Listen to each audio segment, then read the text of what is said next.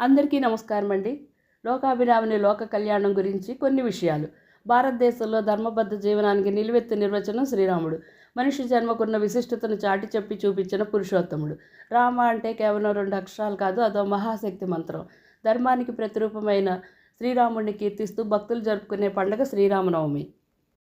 శ్రీ మహావిష్ణు త్రేతాయుగంలో ధర్మ సంస్థాపన కోసం చైత్రమాసం శుక్లపక్షమి నవమి గురువారం నాడు నక్షత్రంలో మధ్యాహ్నం 12 గంటలకు జన్మించారు.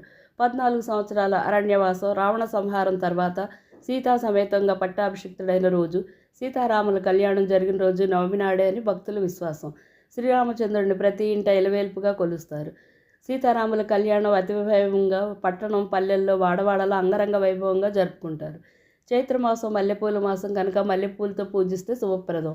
అరటిపండ్లు, వడపప్పు, పానకం రాముడికి ప్రీతి. అంటే స్వామి సాత్వికుడని భక్తుల నుండి పిండి వంటలు కాక భక్తి విశ్వాసాలను